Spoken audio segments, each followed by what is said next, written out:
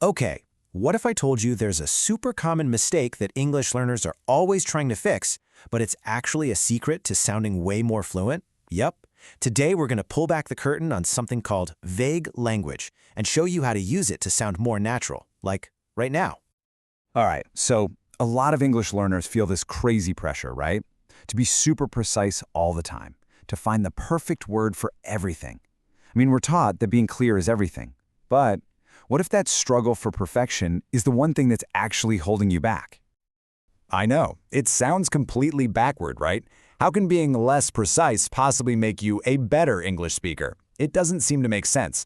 But that's the big question we're going to dig into today, and trust me, the answer is probably not what you're expecting. And the answer is a huge yes. In conversational English, being a little vague isn't just okay, it's often a sign that you're really fluent.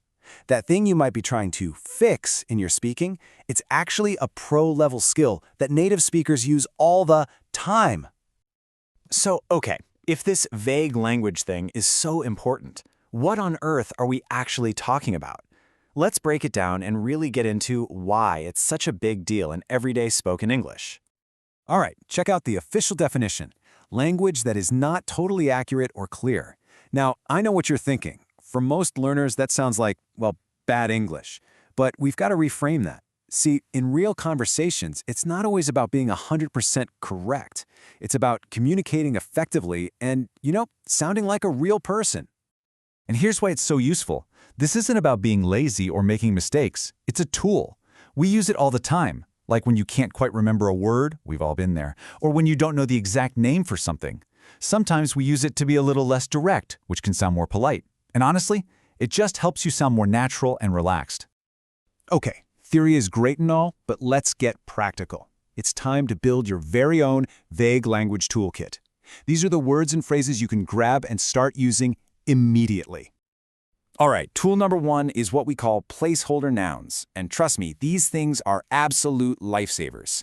They're what you reach for when you're in the middle of a sentence and your brain just blanks on the name of something. So, what are they? We're talking about super general words like thing, stuff, or even thingy. Think of them as your conversational safety net. They fill that little gap so smoothly that the person you're talking to probably won't even notice you forgot the actual word. The whole point is just to keep the conversation moving without any of those awkward long pauses. Here's a perfect example. Someone says, "Can you pass me that thing for the projector?" Now, does anyone get confused? No way. Everyone knows you mean the remote or the clicker, whatever it's called. You don't need the fancy, specific word. Thing works perfectly, and nobody misses a beat. Okay, next up in our toolkit, we have list completers. These are absolutely essential. Because, let's be honest, listing every single item when you're talking just sounds kind of robotic and not very natural. These are phrases like "and stuff" or "and so on." You use them to show that there are more examples, but you're just not going to name them all. I mean, this is how real people talk, right? You'd never say, "I went to the party and saw Sarah, Mike, Jen, David, and Chris." You'd say, "I saw Sarah, Mike, and a bunch of other people."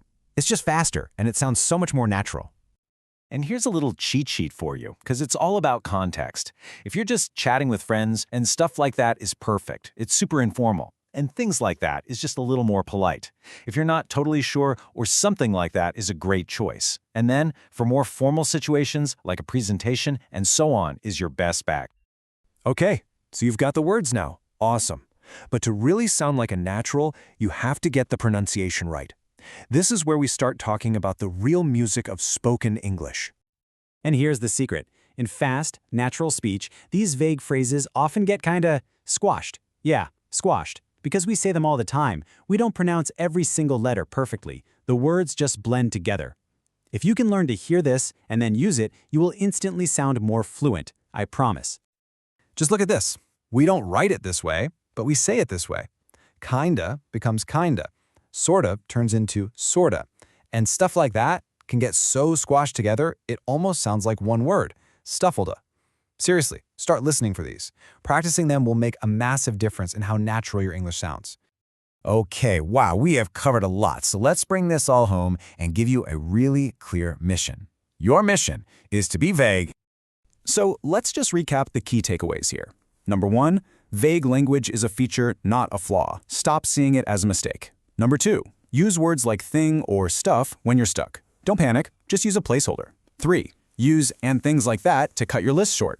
And finally, number 4, practice those squashed sounds. Kinda, sorta, it's a game changer. So, my question for you is, what's one vague thing you can try saying today? Seriously, here's your mission. The very next time you're speaking English, I want you to consciously try one of these tools. Say something is kinda interesting. Finish a list with "and stuff." Just see how it feels. Notice how it makes you sound and feel a little more relaxed and natural. Give it a shot.